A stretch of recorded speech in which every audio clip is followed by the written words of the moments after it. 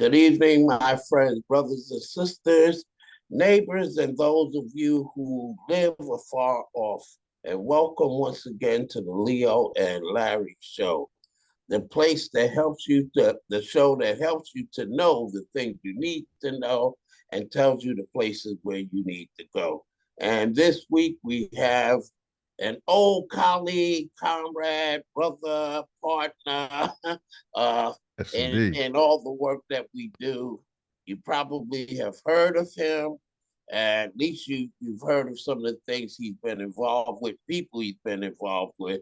And we have none other than Reverend Lennox Yearwood, who is the president and CEO of the Hip Hop Caucus in Washington, headquartered in Washington, D.C. I started to say Washington, D.C., but then you're everywhere. So Yeah, welcome, yeah. Reverend No, Yearwood. thank you for having me. Thank you for having me. I'm so glad to be here. How you Yes, doing? not a. I'm doing great. How about you? Man, listen, I don't complain much, so I'm not gonna start on your radio show. Yeah, we're doing this. It's a good time, and people, especially you, who've been at this thing for quite a while around climate and other issues. Yeah. This is a good time. There's a lot of opportunities, a lot of things happening, Yeah, and it's a critical time. It's a critical yeah, time in history. I mean, it's a time when we are 24 years here into the 21st century. That time goes so fast. So many of us we can remember when uh in 1999 we used to say 19, and we remember that they told us all the bombs would go off at midnight. hmm So we the bombs ain't going off. We ready to hit the 24 years of this oh decade. yeah, So we moving. So it's an amazing, powerful time to be organizing. And so I'm wow, always glad to have this conversation. yeah, wow. You just made me realize that one more year and a quarter, 1/4 of the 21st century will be gone. Yeah, no, that's real. And that's why Yeah. when you hear conversations about what are we trying to get to on this climate conversation by 2040, which is only 15 years away, or 2030, Mm-hmm. which is 5 years away, and that's also Mm-hmm. 6 years away, or literally by the time we get to the next, we now are having kids. We're now having babies being born right now Mm-hmm. who will have a good shot at seeing 2100. Oh That's yeah. what we got. They at a we have kids now who are going to be who are born like they I Mm-hmm. mean who will be 75 and or in the 80s and Mm-hmm. 2100. Let that sink in. So what kind of world that so really that is the crux of the world. I mean, whatever we talk about today on this show, that is the crux. Because many of us, I know for me, unless we find some really good drugs, well, I'm Mm-hmm. not gonna probably gonna be here No, we're 2100. not gonna be all right. And so I mean, and if you do find some, I'm in Rev Yearwood on all social media. You can hit me if you find something. You can I let me hear you. know. You can send it my way. Uh, you know, but Mm-hmm. more than likely, we won't be around. But for that next generation, the fact that That's they can right. have clean air and clean water, then we will Mm-hmm. be successful. Yes. So look, why don't you tell folks who don't know you, tell them about yourself, your background, because your background is amazing too, and the people that you were with, and talk about that. Tell us about yourself. Tell us about your work in the Gulf South, and the importance of storytelling. Because boy, you've been with folks who've been telling stories musically, etc., for pretty much close to the beginning, right? Yeah, no, that's real. So for those who don't know me, my name is I use Reb as a first name. It's for a reason. I'm actually a junior. My full name is Lennox Yearwood Jr. And my dad, obviously, is senior. He was in the movement himself. He's still alive. Thank God. Him and Mm, mom are still alive. And amen. my father was in the movement. He became the dean of African American Studies at Howard University. I actually got my master's of divinity from Howard University as well. Mm, And so my dad was there. My mom also has her PhD. She also taught, but it was in psychology. Dr. Myrtle Yearwood. So both of them Mm-hmm. that came from two academics. That's probably important for you to understand. One was African American Studies with understanding of urban studies, and one was Mm-hmm. psychology. So you can probably Uh-huh. get a good idea that that was my upbringing. Mm-hmm. And with that, I was born in Shreveport, Louisiana. I'm actually from Louisiana. That's where I was. And then before my parents went up to New York to go to grad school, and then my dad went to teach at Howard. But that's where I'm. That's where I would call my home state. That's where I was born. And from there, fun fact is Dr. Beverly Wright, who many people know, who runs the Deep South Center in New Orleans, helped raise me as a baby. Oh, I didn't know that. Yeah, yeah. Help. She'll tell you. She should change my diaper. She'll tell you that. She'll tell you Man, that quicker but than she corn on looks the so, cob, boy. I tell you, she'll she tell looks you. so young. She still look good now, right? Well, I'm not that old either now. Come on now, you try you try to make it Yeah. look like. I mean, yeah, I mean, no, Nah, but she that did. wasn't a downplay on you. I'm just talking about her, I you was know. gonna say, no, I know. I'm just no. She looks well. Well, black don't crack, as you know. That's Yeah. folk didn't understand that, Mm-hmm. but that's no. She looks fantastic, and her and my mom are around the same age, and they went to school together at Grambling, and I was a college baby. So when I was Mm-hmm. born, when my mama was in school, and so back in them days, they would childcare was part of the dormitory. They would just pass me. Mm-hmm. They passed me around, and it's this. Here you go. I got class at 2. Take care, and watch them. Mm-hmm. Just give them a bottle, and that's it. And that's an important fact, right? And about community, we actually need to get back to that. We actually need to get back to where we feel safe with one another, and we can build community. But Dr. Wright was a part of that. So folks who don't know, Dr. Wright now is considered one of the preeminent just people as far as in environmental justice. And her Woodbury is correct. She looks fantastic.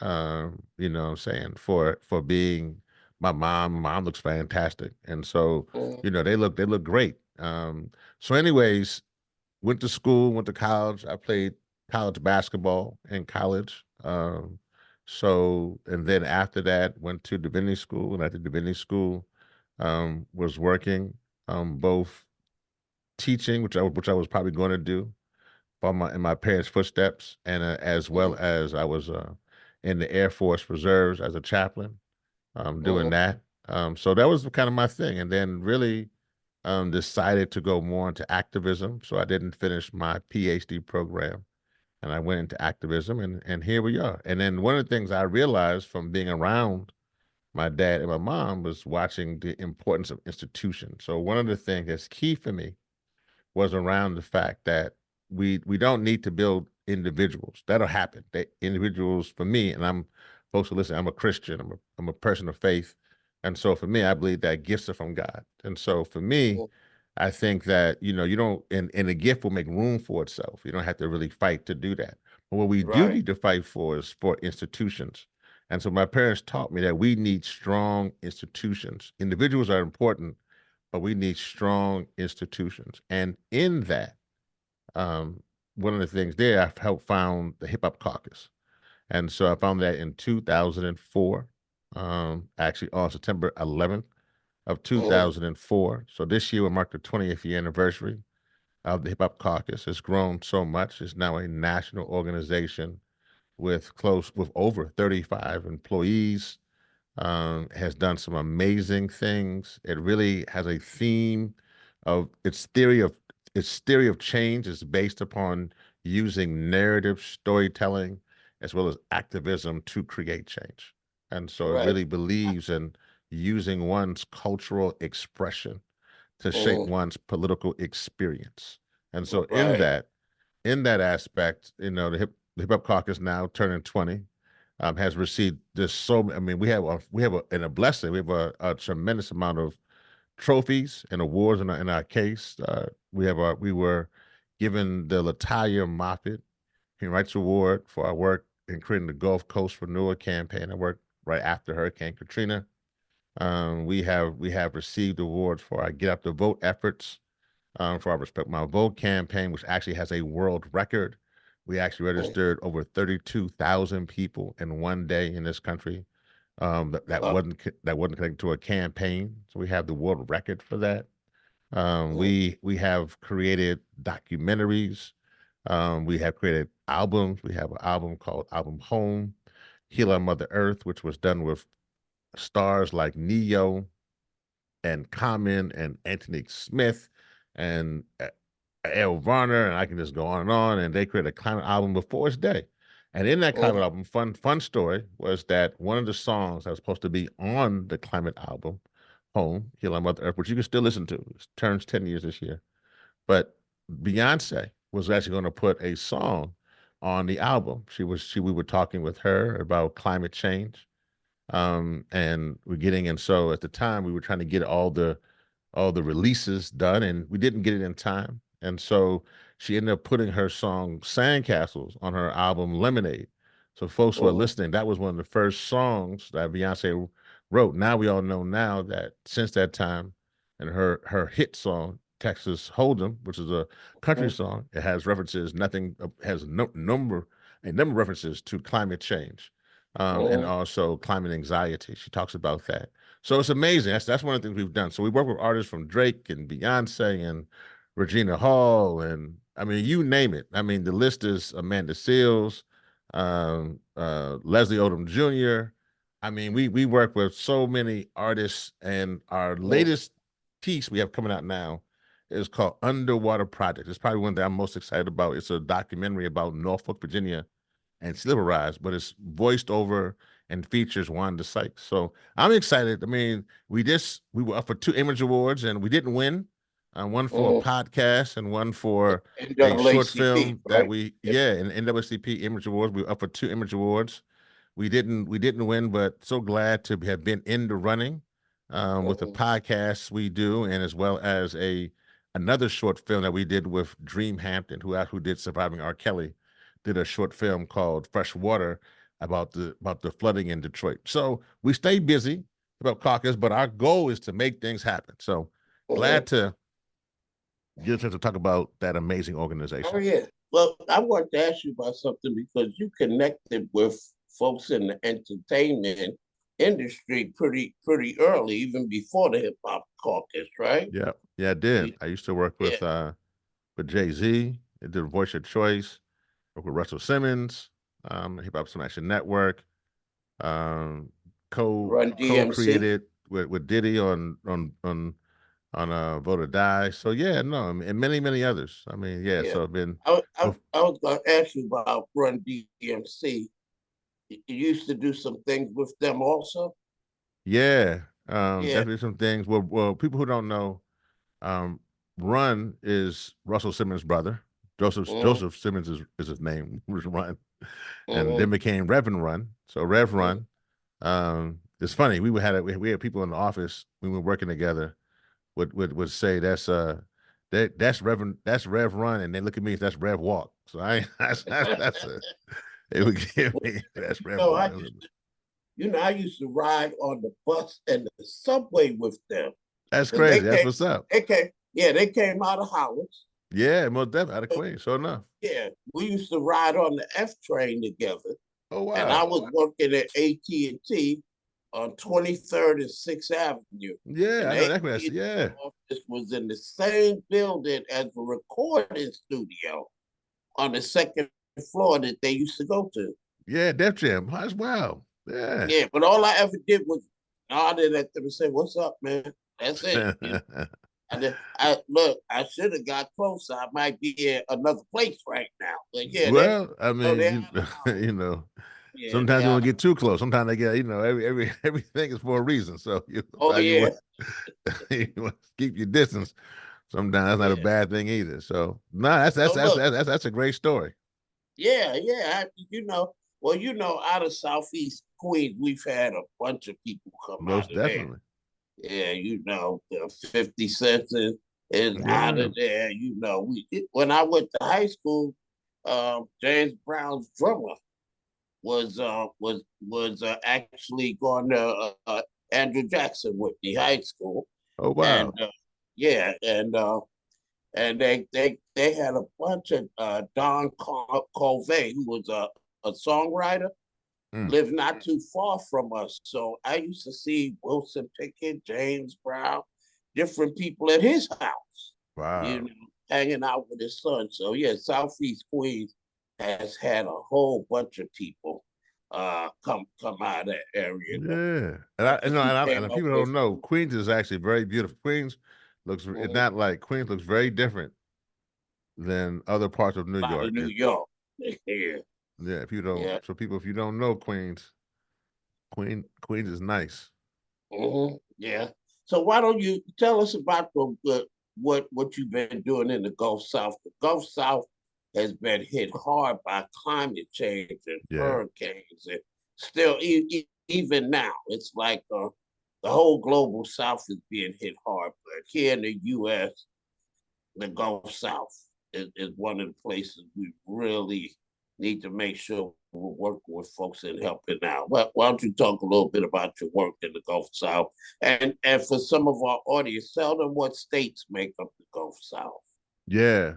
Well, again, I'm from Louisiana, and the Gulf South is going to be Texas, Louisiana, Mississippi, and Alabama. And for some, it may include Florida, and it may also include Arkansas, depending on how you're Mm-hmm, looking at it, and some Tennessee too as well. So that's the whole kind of, and even a little bit of Georgia if you want to keep going like around. But that's kind of like the whole Gulf South. So from Texas all the way across to Savannah. Um, mm-hmm, but primarily, I would say you're talking about on the Gulf Coast, which is really Louisiana, Alabama, and Texas. mm-hmm, And those are three areas you can say are the areas where polluters have decided to pollute those communities the worst. And to a point where in my home state of Louisiana, there's a from Baton Rouge to Louisiana, there's an 85-mile stretch that's so bad because of industry. It's called Cancer Alley. And mm-hmm, Cancer Alley is known for literally so many people in that community having cancer, emphysema, asthma, and just dying horrible deaths because of what industry is doing. And so, when we were doing our work, first got involved with Hurricane Katrina, the Hip Hop Caucus. That was Hurricane Katrina was now will be 19 years ago this year. Hip Hop Caucus, I think I mentioned earlier, turns 20. So we literally it was one of the first things we were involved in as an organization. But when Hurricane Katrina hit, we noticed particularly that there were black and brown and indigenous and poor people who were left behind. That was the thing that people got out. It was, I mean, white people got out, some black folk got out, but folks with means got out. And so we realized from the very beginning that the climate crisis impacts not only just people of color, but also poor people. And so we began to investigate that. When we looked even further, we realized that the fossil fuel industry has a design where they're putting their fossil fuels in communities where they feel have the path of least resistance for them. And in that right. aspect, they're putting these fossil fuel industries in communities, causing them to be sacrifice zones. Now, why is all this important? Because where I'm from in Louisiana, you now have a situation where the fossil fuel industry is now putting their plants of destruction on former plantation sites. That's how evil this industry is. That's it. And in many cases, one of the things that we're fighting now is around petrochemicals. There's already a burgeoning petrochemical industry, which primarily makes um, single-use plastics and fertilizer, and Mm-hmm, in some cases, ammonia. And in that aspect, they are putting this again in predominantly black and brown communities. And so there's a call for them to expand this. They want to build over 120 new facilities and put wow. them in black and brown communities. And so for me, what we realize is this, that their expansion means our extinction. And Mm-hmm, so every single plant that's built means black people in particular, and Americans, Black Americans, are going to die. And so we have to do everything we can to stop every single plant from coming online. We're still going to work on, and then also the impact for the globe, because we realize that these plants also have a tremendous amount of carbon emissions, and so it impacts the climate crisis. So literally saving Black and brown people in the Gulf Coast and in Texas will save our planet. So that's the work that we're all in that work, and we're working with different folks. The Environmental Integrity Project is releasing a report that's titled "Feeding the Plastics Industrial Complex." So very similar to the prison industrial complex, we're also fighting the plastics industrial complex, who is taking public subsidies and breaking pollution laws, and we're looking at that. We are right along with so many folks who we're working with to tell the story, what's happening. We have created animations that are going out into our community. And one of the things that we want to say is that we're getting wins. One win that we had in Louisiana was Big Lake Fuels.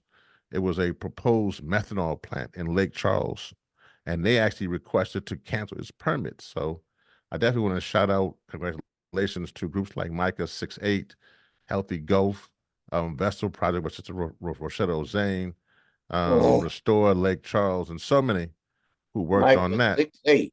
Oh, Yeah, that's a powerful yeah. group out there in Louisiana. We yeah, and down south, well, we don't be playing with it now. Down south, they come with it now. They don't. What's the name of your organization? It's Micah 68. They come Yeah. with it. And So I and mean, I that's where we just are.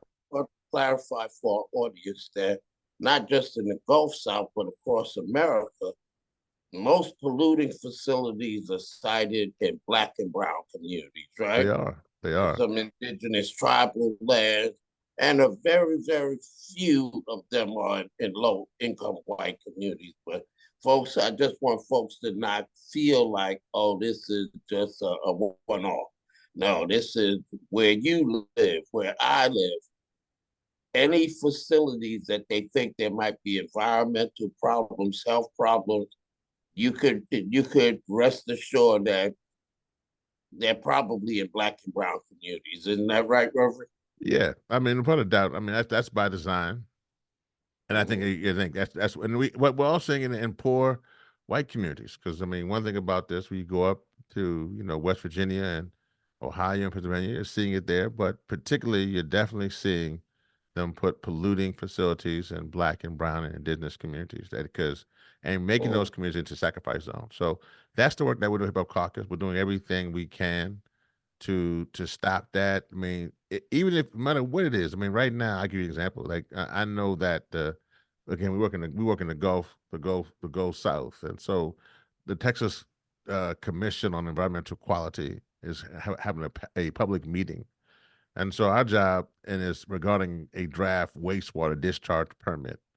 So we're organizing people who are in Corpus Christi because we realize that the permit would allow a discharge of up to 51.5 million gallons of wastewater per day into the harbor channel.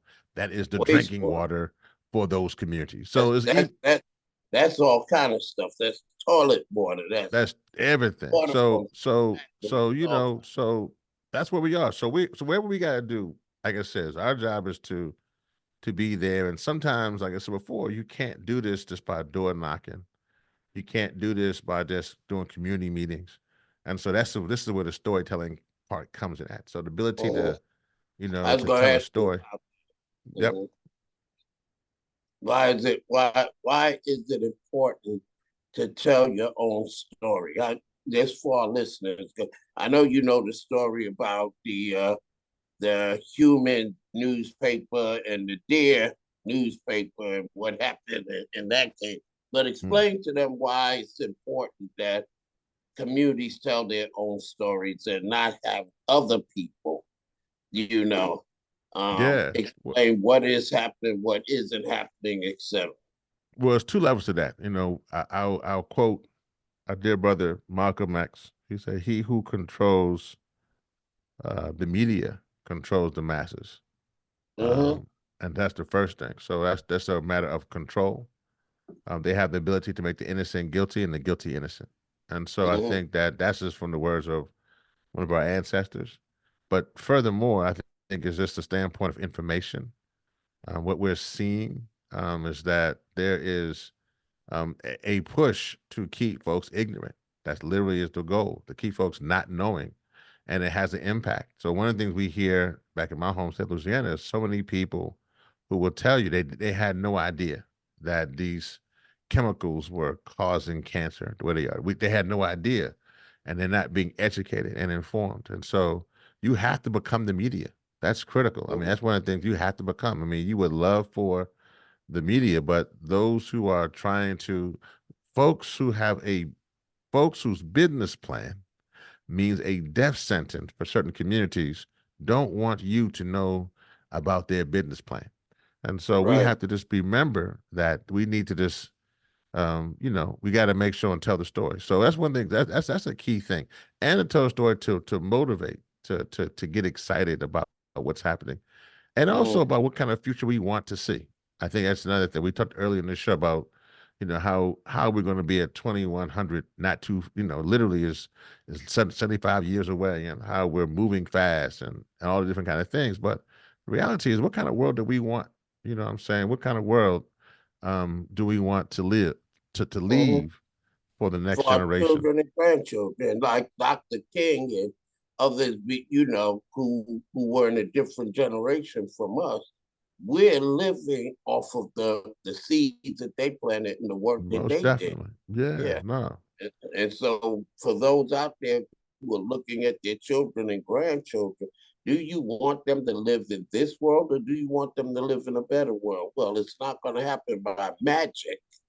You have to put in, we have to put in the work and we have to plant those seeds now. Correct? Yeah, no. 100%. Agree with that. And that's an important piece to that. That's important. So what else do you use for storytelling? Do you do cartoons, animation? I Yeah, know you no, do we the do. We definitely do. documentary. We definitely do animation. And we definitely do a lot of podcasts. So we do a lot of this right now. Hope my mic sounds Mm. good to folks listening. And so I got it in that aspect. Hey, But we you do, didn't talk about your show either. nah, yeah, no. And We talked about I the, was blessed to be a guest on a you couple were of blessed to be a guest and a good guest. Thank you for being them. on there. Yeah, no, we actually, well, we had the one podcast I mentioned that was up for Image Awards. That's actually called Official Ignorance. It was a Deaths in Custody podcast. It's a podcast that the Hip Hop Caucus produces. It was a podcast about trying to get the when somebody dies in custody, we need to put the red check mark on the death certificate so we can know. Right now we don't know. And we saw, particularly Mhm, in Mississippi, the places that when people die in custody, it could be in the halfway house, it could be in the jail. We don't know. It could be on the street when we see that next to from the mhm, police, but we don't know. So this really was a story that came out and happened. I just want to give a shout out to those lifting that up. Then I have my podcast, which is the coolest show, which again, mhm, definitely blessed to have Red Woodbury on there, but it was the coolest show, has become one of the top environmental justice podcasts. We're working on now season 6 is coming up, mhm. and I'm excited. My goodness, 6 Ah, seasons, almost 200 some episodes. So and it really focuses on black, white, brown, young people, folks from the queer community. Just trying to get folks who aren't highlighted in the traditional climate movement. And so our job with the coolest show was to highlight those voices because you may hear about Al Gore, you may hear about Leo DiCaprio, you may hear about whoever, and that's good. I mean, I like Al, I Leo, nothing against them, but I also like the other Leo. When I'm talking to right now. So you know what I'm saying? So I just want to make sure that people hear and see the breadth of the movement. And so people thought when we first started, we wouldn't have enough guests, but we've had enough guests now going on 6 seasons, and we got enough for 6 more seasons. So I'm happy to do that. And that also has won some podcast awards. Very excited about some of the awards that actually has won. We actually has won the gold standard podcast award. So very happy for that. And I'm more happy that it tells a story. So that's another way that we do it. And I think we also do a number of activities, that we do get up to vote stuff. And yeah, just a lot of work. That's real exciting. You guys check it all out. If you go to hiphopcaucus.org, you can see all the things that we got going on. Mm-hmm. And do you make room for new emerging or new hip hop artists? Because I'm thinking of one right now. There's a lot around climate. We'll talk about that offline. But Yeah. the importance of hip hop and the messaging and the way that it has been co-opted, because Mm. when it first started off, there were a lot of beautiful, wonderful messages about people, partying together, doing things together. And then I can't remember who I was listening to, but they were talking about the fact that, those people who don't mean us any good and want to make money off of our situation actually looked at that and said, wow, um, this is there's a lot of good messages and people are responding and listening to this new genre. Um, but if they keep talking about the stuff they're talking about, they talk about upsetting the current system that has garnered us great wealth. Why don't we flip this? And Mm. and so now you have a lot of the music that's about people hurting one another, disrespecting women, Mm-hmm. and I know you've seen that's transition, and what you're trying to do is still keep it in the road, right? Yeah, no, we definitely doing that. And shout out to my brother D1. I don't know if people know that artist, but if you don't, check him out. He has been kind of more out publicly. He was on the Breakfast Club the other day and been really out front, talking about this issue about and taking a pledge from artists, Mm-hmm. about how we're not going to be selling death to our community. We just not going to be doing that. We're not going to be demeaning our women. We're not going to do all of that. So I think that there are artists too. He's getting some, he got some traction because I think some artists went back at him. So unfortunately, because of the back and forth, that kind of helped him to take that up to another level. But yeah, no, I mean that's something there. I would encourage people to check out D1 is DEE dash one D1. Um, I mean, technically people will call him a Christian artist, but he's definitely now. I think Rolling Stone said one of his latest songs, one of the top songs, and so. But he's doing what we're doing here. So We got to check that out. Well, that's one of the things too that we see, um, is that people have these public disagreements. And sometimes I believe it's done purposely, because what it hmm does is it lifts up people's profile. They get yeah, more no, yeah. hits, that kind of stuff, like, and I sure don't want to start anything with Cat Williams, but when Cat Williams went on Club Shay Shay, he got 31 million views in a Yeah, couple no, I of mean days. he said he made more money from that interview um than than than he got playing professional football. So that's a wild. I mean, that's a wild thing. So and also that's also important. So I'm glad you brought that up because President Obama, when he left the White House as the first Mhm. black president, could have done anything. I mean, absolutely anything. Him and his wife, On his both, way out the door, right? yeah, could have done anything. They're both Mm-hmm. attorneys. They could have gone into business. They could have gone in. I mean, anything. They could have moved anywhere, done anything. And so I think that for young people and people looking at that, the first thing that the first black president did upon leaving the White House and trying to create change was a production house, higher Mm-hmm. ground. That he said the most important thing for him and his wife was to create a media operation. Let that sink in. That he created higher ground and also has created some films now like Rustin and others. But let it sink in that the president, first black president, felt that the best way to continue telling stories was telling stories. So I think Mm-hmm. that that again goes back to your point of this is why media is so important for our cause and our community. Yeah, and who owns and controls the media?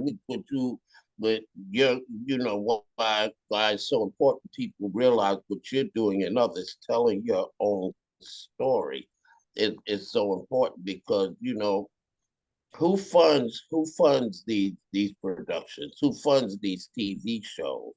And so if it's an industry that is doing damage, they're doing damage in the Gulf South Mm-hmm. along the coast. Well, they're not going to promote anything on television that talks about what their industry is doing that is detrimental to people. They're not going Mm-hmm. to pay for that. They're not going to if they own like a lot of media, CNN and others are owned by other corporations. They're going to make sure that you don't hear about those things. Mm-hmm. Mm-hmm. Mm-hmm. So that's why it's important. And we used to have black people. We had major newspapers, national papers. We had movie theaters. We had film producers. Now we're going way back in the early 20th century. We had at one time we had 500 independent, black-owned and controlled hospitals in the United That's States. right. And so those things tell you in terms of health and information, all of that. He or she who controls the ones that tell the story, because even the hospital, the doctor's giving you a story, isn't it? The nurse is Mm. giving you a story, right? Uh, it reminds me, I had a doctor one time, a black doctor, and I told him, I said, I prefer people of color doctors. And he said, that makes sense. I said, why do you say that, doctor? He said, because no other reason than I know the culture. He said, I'll look at you and I'll say, okay, he needs to eat more foods with this vitamin.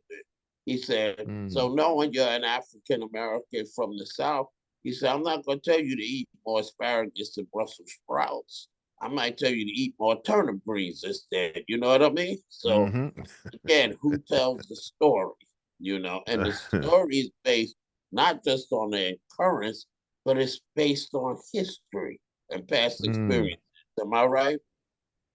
No, you're 100% right. I mean, and I think that that's the thing that we have to understand about what we need to go further. And I think the reality is that that's why many people I listened to Jamal. Do you know? I'm sure you know Jamal Bryant. Um, Yeah, yeah. so Mhm. Jamal Bryant was just talking recently about, and this from a different stance.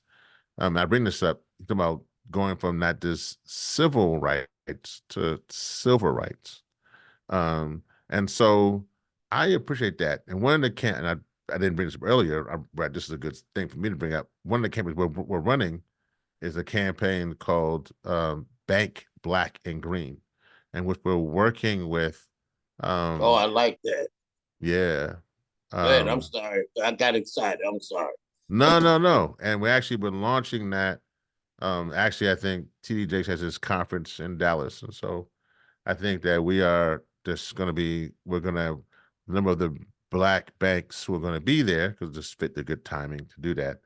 That we're going to be launching that, and part of that is working with banks to really figure out how we can get more money and reach and into our community. So if people want to figure out our economic justice program, if you just go to again our website, Hip Hop Caucus, you can see our Bank Black and Green campaign that actually will kick off pretty soon. So yeah, I just want to bring, as you were talking, I didn't mention that earlier, so I want to make sure to bring that into the No, no, comment. that's important because I did some work with that in the early 2000s, and so people aren't familiar with the Community Reinvestment Act, That's right. which is a federal law that basically says that banks should be making their bank products available to their customers. So if you Mm-hmm. have a bank, ABC Bank, and 60% of their customers are African Americans, then your bank products, your loans for businesses, your mortgage loans, your credit cards, your investments like CDs, all of that, that shouldn't be down to 19-29%. There's something wrong with that. And so the Community Reinvestment Act is in place just for that. And we used Mm. to actually get a list of where the federal government, when the federal government folks would come in and look at a bank's records, as a citizen as well as a customer, you can go in with the federal folks who are looking at the bank's records to see how many of those bank products are going to members of your community, Black folks, brown folks, etc. And you could even put comments in there. And Wow. so a lot of folks don't realize that banks have your money, but they're not investing in your businesses, And your in community. your community. Yeah, and in your community, they're not doing that. They're taking your money and investing it in other communities and in other companies and making them rich and making them more profitable off your dollars. So I'm sorry, like I told you, I got excited No, when you no, no, mentioned, no. That mean, listen, yeah. Dr. King Mhm. said it. Dr. King said, quote, the problems of racial injustice and economic injustice cannot be solved without a radical redistribution of political and economic power, end quote. That's right. And That's so right. That, that's listen, that listen, and that's why that's also important. People saying, well, I thought you were doing more climate. We have to be multi-issue mhm. as a group and a community. And so no, I mean I'm excited about the Bank Black and Green campaign. And I'm hopeful it will be a multi-year campaign that will encourage Black owned banks to commit against funding the fossil fuel industry and mass incarceration and deploy capital to frontline communities of color. Say Um, that again, mass incarceration, yeah, because no, a lot of yeah, folks out there don't realize that a lot of prisons are privately owned that's right. and they make That's a right. profit by having the prisons full. That's So, do right. you really think they're trying to get those who are incarcerated to get them to reform and change their lives, or do they want them to be uh, uh, um, on this little revolving wheel where they get out, come back, they get out, and come back? So, and banks, you brought up a point. We don't need Black banks investing in privately owned prisons, right? No, no, and then we want to encourage them to be value-based impact investors to shift their financial capital um, um, to our communities. That this what Black-owned banks should do. I mean, the goal is Mm-hmm. simple. I mean, how do we strengthen the economic power of frontline communities of color and reduce economic disparities while disempowering systems of mass incarceration and environmental Mm-hmm. pollution? If we can do that, because that also will, people will say that will cut the money pipeline, which you're Mm-hmm. saying. And if we can cut the money pipeline to a lot of these projects that people are funding that are going into our communities, then that can lead to just a different way of how we are solving the climate crisis.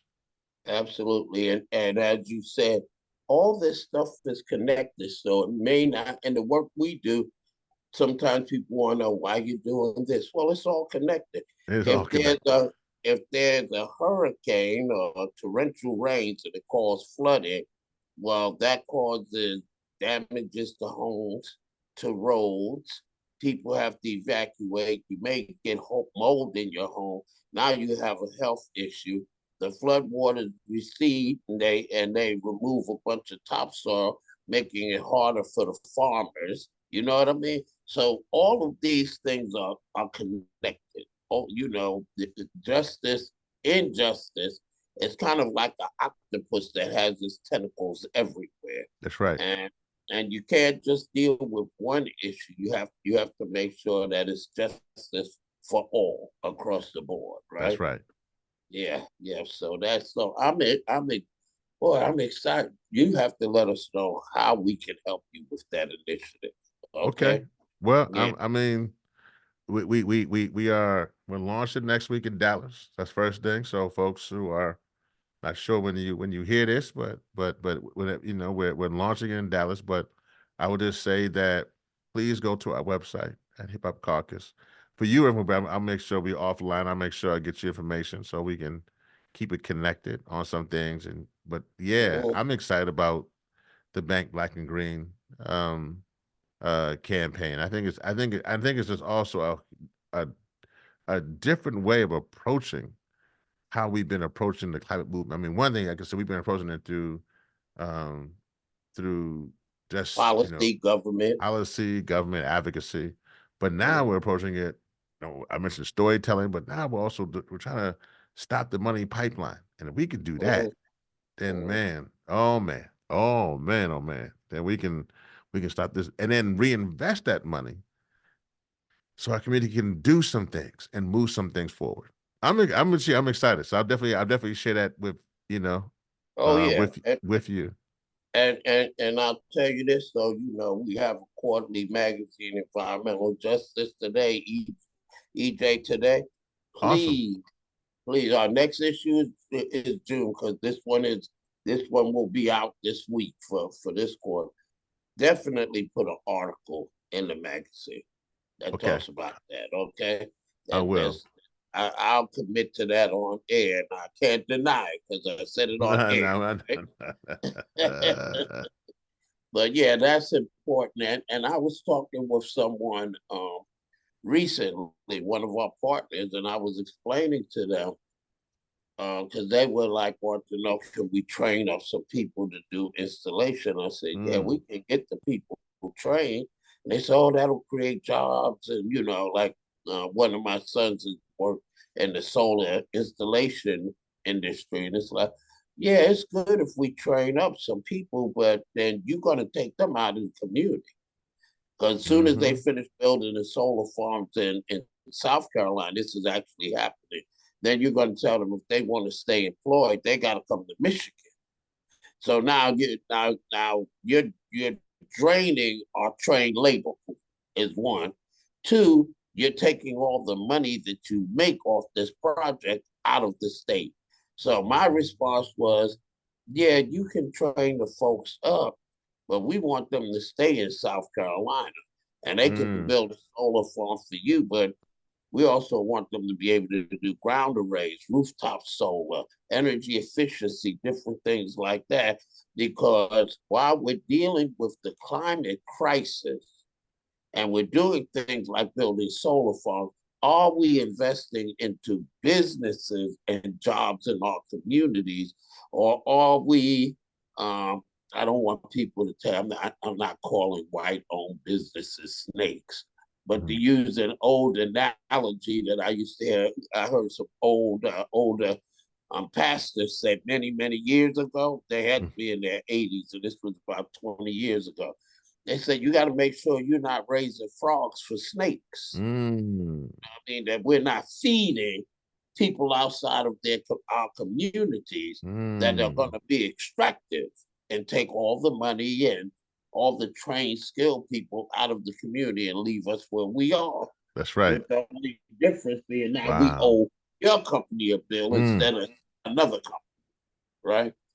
So that goes along with you talking about the banks investing Yeah, in. no, but I like that. I like that phrase though. I Oh, hadn't you like that? I hadn't heard nobody say you raising frogs for snakes. Raising I'm frogs for snakes. dang, my goodness, that's a whole new thing, boy, for turtle soup there, boy. I mean, or frog soup. Frog, Yeah. down south. No, we eat frogs down south. They eat Oh frog yeah, legs. yeah, yeah. I grew up in New York, but I did my family tree.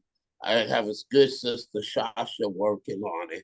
And we are back into tracing my family line, Woodbury, my family Mm, name, back to 1792 in wow. Marion County, South Carolina. So even though I grew up in New York, we were always told this is your home. Your home is Mm, South Carolina. I grew up believing it, and I consider it home. But people used to wonder.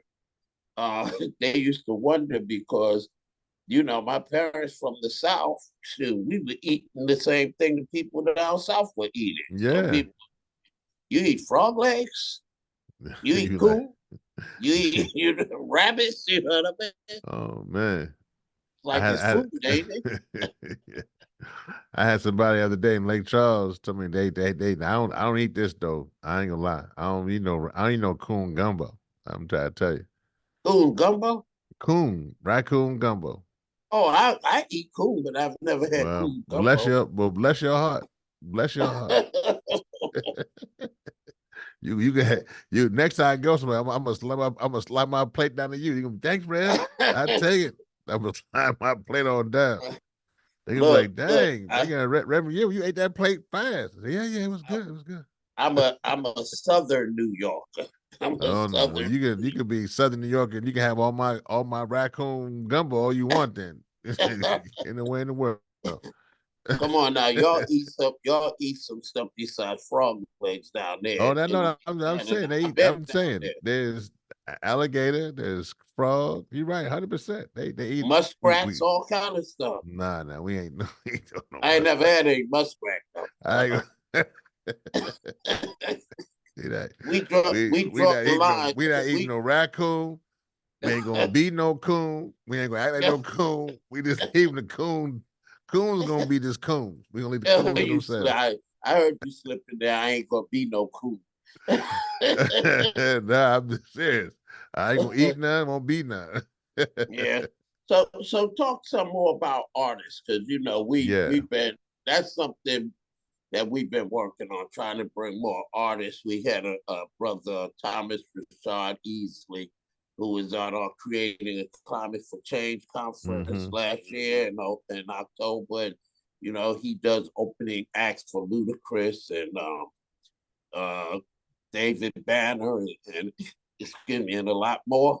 Yeah. And You so work for that's yeah. gonna I want to try to pick your brain and find out how we can do more of that because that's how you reach the young people. You know what I mean? Yeah. Yes. No, well, I think you reach the young people by being authentic. Mm-hmm. And Explain so explain that for our audience.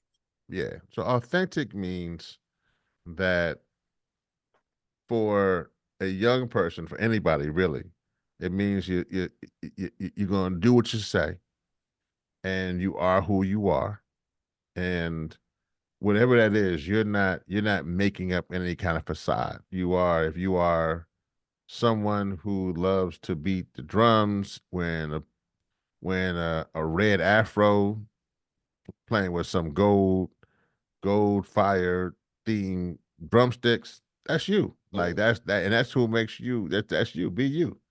And if and even though nobody else does that, they are into that being authentically you.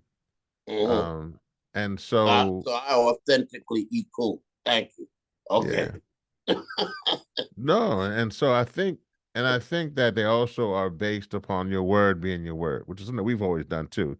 Your word Mm-hmm. being people say your word is your bond, or something Oh to that yeah. effect. They say it's something to that effect. But I always say if you Oh say something, you yeah. I mean was it. gonna tell you the whole thing. My father and grandfather and them said the complete thing is my word is my bond, and I will give my life before I break my word. That's how That's right. serious those old guys were. No, that's Yeah. serious. No, Mm-hmm.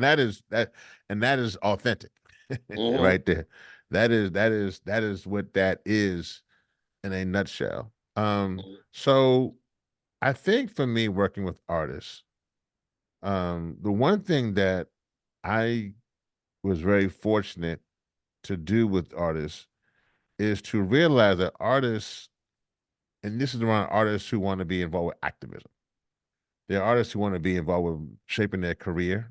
There's some activists Mm-hmm. who want to be shaping their career, but there's some artists who want to be able to, who want to actually want to, they want to shape their career. And so the thing about that that's interesting is you have these artists who, in essence, want to be what I call artivists.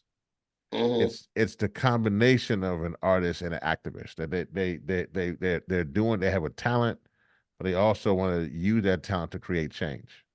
Mm-hmm. The thing what's important is that anybody could do that. I work with all kinds of artivists at all different kinds of levels.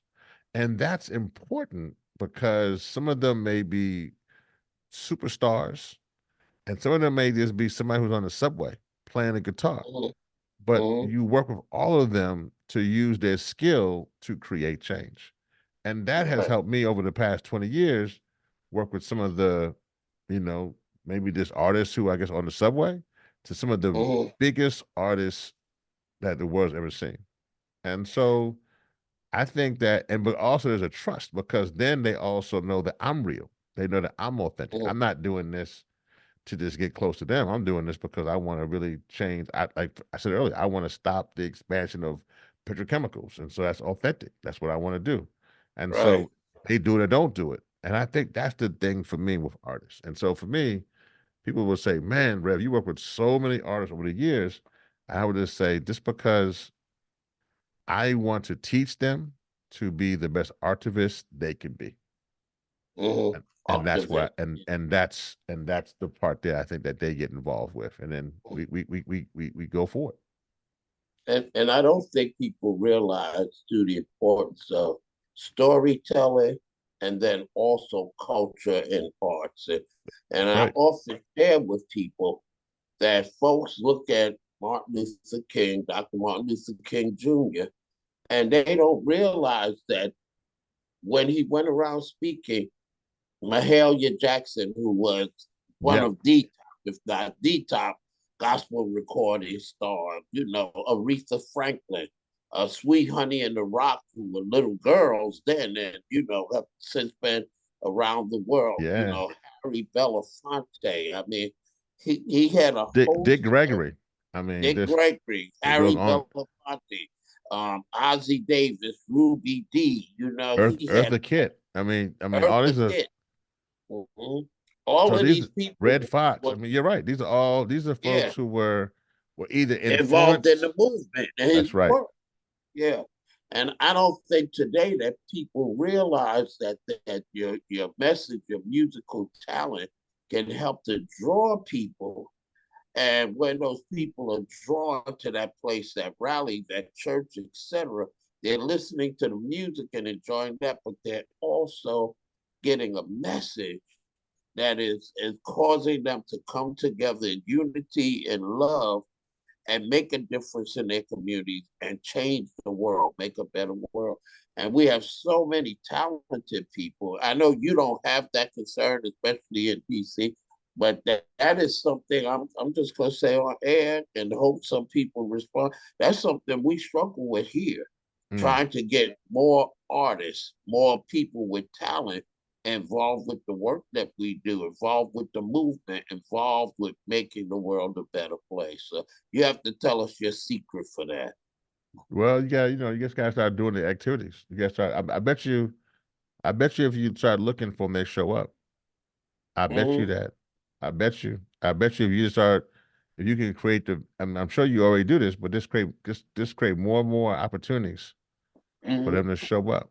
Um, so that would be my thing. I would just say that, and allow for them to, it's a process. It's a Mm-hmm. process, but allow for them to show up how they are and allow for the evolution to begin in them that will also create change.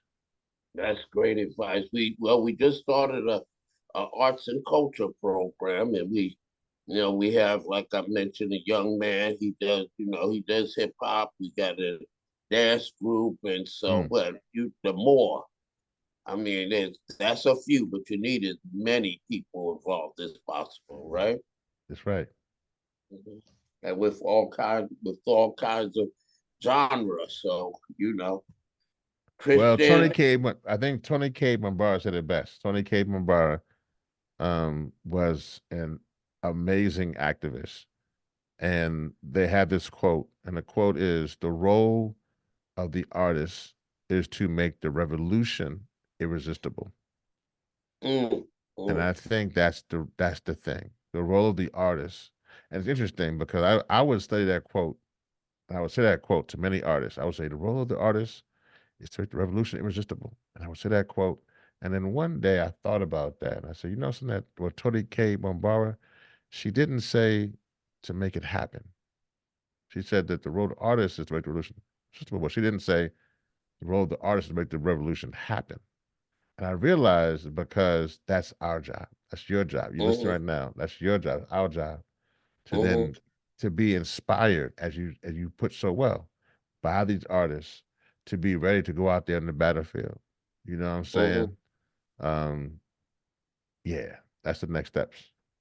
Oh yeah, absolutely. So, But this was a good but conversation, my brother. I appreciate this. yeah, but I told you the time go fast. We're getting to the Yeah, end now. That if there's something else, before you give folks your contact info, because we got a couple of minutes, all right. Um, I want you to give some parting remarks, tell people how they can get in touch with you, keep up with what's going on. If you, I gotta put this in. If you see Antonique Smith, right, the Grammy yeah, nominee, right, who is amazing, and Um, I play her song "All We Need Is Now" so much yeah. that my family is like, "Oh my God, why don't you stop listening to it?" Right? If you see her, tell her to reach out to me. I'm trying I to bring will. I will. I trying will. to trying to bring her to South Carolina, and she needs to win a Grammy too, because that's just the consent, Oh you no, know. she can sing. Well, there you go. That's for first step. She's I on think. one of your albums, and she was Yeah, in she's definitely on a Chicago home. She's for on the New home for New album. She's Year's on Eve. the Yeah. Yeah, Mm-hmm. she's on a home album.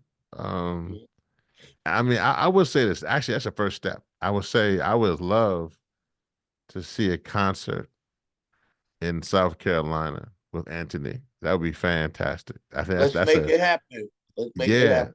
I would say that'd be fantastic. That'd be Yeah. one. That's a great. And then to invite, I think other people coming to that and because she actually calls herself the Artivist, and to have her Okay. sing, yeah, that's her. That's kind of her. That's her stick. And so Yeah. have her do a concert and then talk about what it means to be an Artivist would Hmm. be pitch one. And yeah, so I'll make Yeah. sure you should definitely reach out and Well, see. I said for you, if you touch base with her, let her know, because I had a cell phone number, Oh and no, I I, was I I have the person. and I'm I gonna was tell you. I'm gonna tell you offline who to connect with her when we get okay, offline. good, Yeah, I'm gonna tell because you.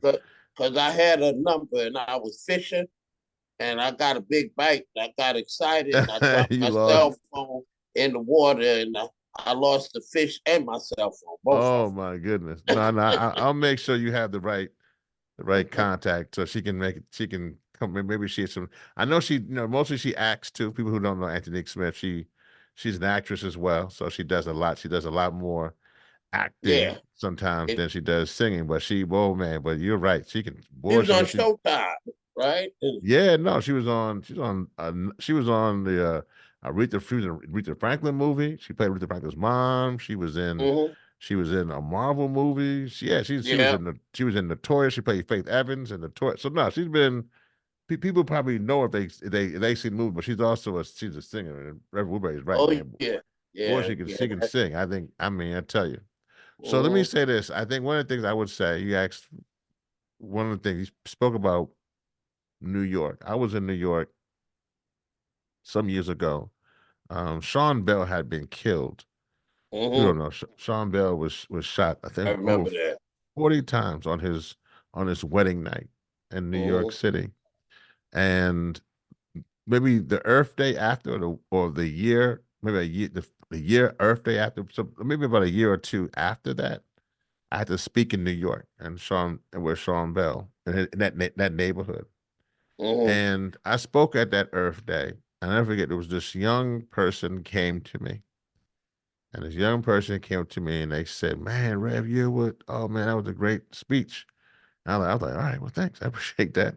And they was like, "Oh man, I wish more environmentalists looked like you." I said, "Well, no, there's a few, but thank you. I appreciate that." I know what he was saying because it was a room that was all day, all night, all white. So I get Mm-hmm. I get what he was saying Uh-huh. when when he said "wish more environmentalists look like you." But Mm-hmm. then Rev Woodbury, he hit me. I think I told you before, and this is the thing. He hit me with the thing, and I've told you this before. He says, "But why do you want to save hell so bad?" Mm-hmm. Right? Mm-hmm. And I thought about that, and I didn't give him an answer at the time, but since the time I thought about that, and this is what I would say to people who are listening: we not trying to save hell. That's not what we're trying to do here. We're not trying to save hell. We realize that if we solve the climate crisis and stop the sea level rise and the pollution, if you still have racism Mm-hmm. and poverty and injustice, then you saving hell because you ain't really Mm-hmm. saved nothing. So I get what that young person was saying. So we are trying to save hell, but I will say this: our job is to save hope because That's right. hope is what actually people are losing. Mm-hmm. People are losing hope. They're losing the ability to think that things are actually going to change. Mm-hmm. And they're getting cynical and they're getting bitter and they're getting jaded. And so we got to save hope. So I think that for Hip Hop Caucus, Absolutely. our job is we're going to continue to do all we can to create content, to create movies, to create songs, to create poetry, to create programs, but we're going to save hope.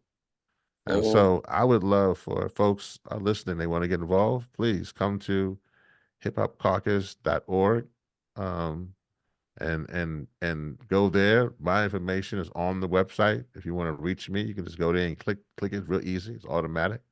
You can just go to hiphopcaucus.org and click that, and you can get to me or folks on my staff or other media things.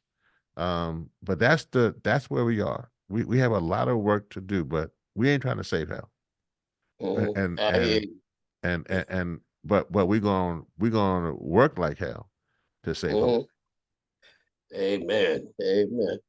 And so there we have it, my friend, my brother, my fellow clergyman. I'm just gonna say real quick to folks, a lot of y'all always wondering around about preachers and why aren't preachers and pastors not doing this and that. There's some of us out there. That's But right. I want to thank you, Reverend Yearwood. Time went so quickly. We gotta have Yeah. to begin, okay? And uh, and I just want to let folks know to make sure you go to his website, contact him, and you heard him say we're going to work together to bring some folks here to South Carolina so we can give our young people hope in a better future. And if you want to reach out to me, Reverend Leo Woodbury, you know how to do it. You can just email me at info at newalphacdc.com. Be sure that you go to our website and subscribe, newalphacdc.com. And last but not least, feel free to call me at the church where I'm still privileged and so honored to pastor. And that's Kingdom Living Temple.